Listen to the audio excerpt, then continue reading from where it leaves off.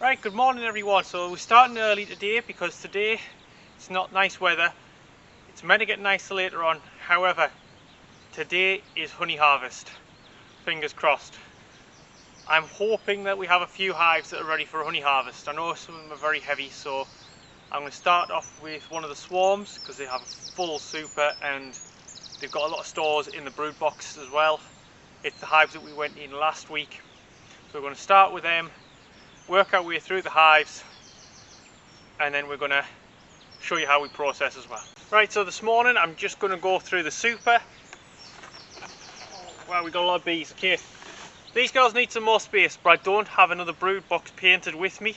I have one back up at the house, so I will bring that up this afternoon, because what I'm going to do is I'm going to give them their own frames back once I process the honey. What I'm going to do is I'm going to take the frames out with the honey in. They're capped.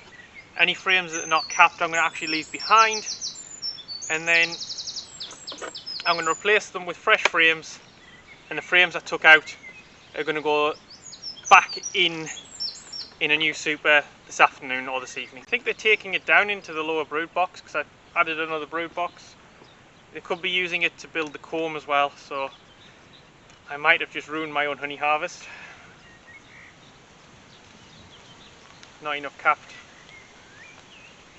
As a rule of thumb, we look for 80-85% capped before we take for harvest. It's more like it. Okay, so we've got a frame that's worth harvesting. So shake the bees off. I have got a bee brush here as well.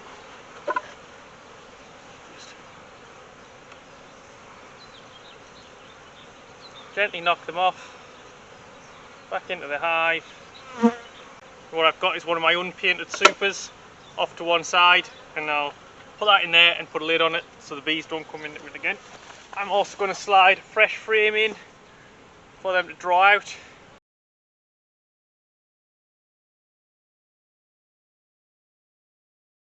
I got 30 fresh frames with me. What I'm going to do is I'm going to checkerboard them.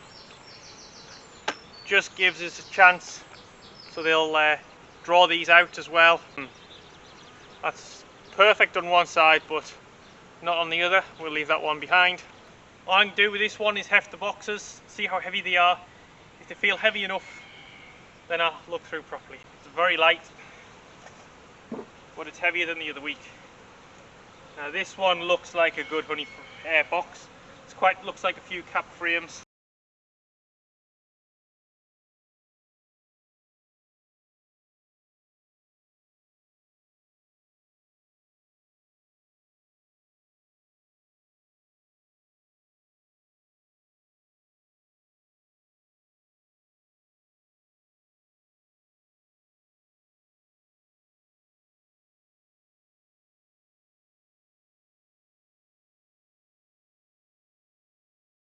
So I've got this set up just next to my hives. I've got all 30 fresh, brand new frames in this box. These honey frames. I've got a super here on the floor, and all I'm doing is putting them in, putting a lid on so the bees don't go in there, and then we don't have to worry about taking bees to my house and end up having a few angry bees in my house. So we'll carry on with the hives.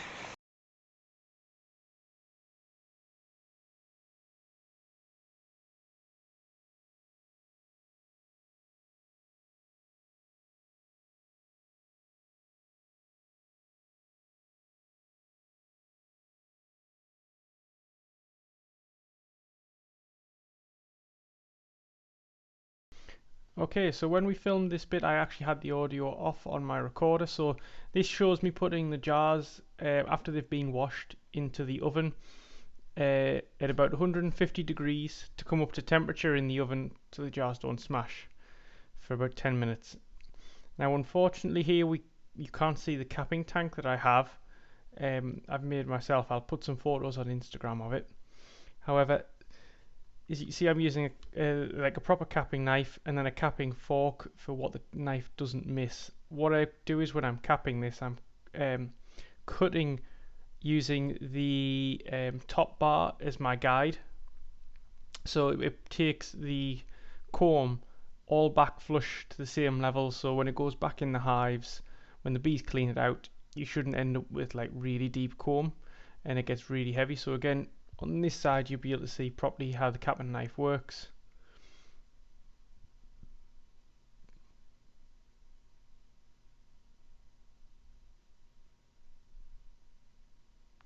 And I've actually got a friend here in the background who's opened up the extractor for me and is going to pass me with the next frame. So we just, from here, quickly transfer it in the extractor so it doesn't drip all over the floor. As you can see, it's lovely, lovely coloured honey.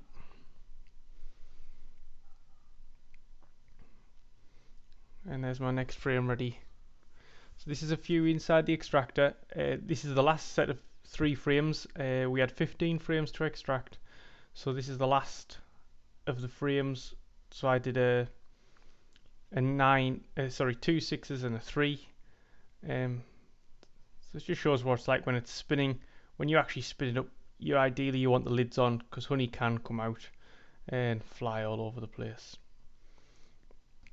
And then we just got a quick shot of our honey coming out the top of the out the centrifuge, and then through. This is double passive filter, and this will take any chunks of wax out that's dislodged itself during the spinning, and then you end up with a lovely clean honey at the end of it.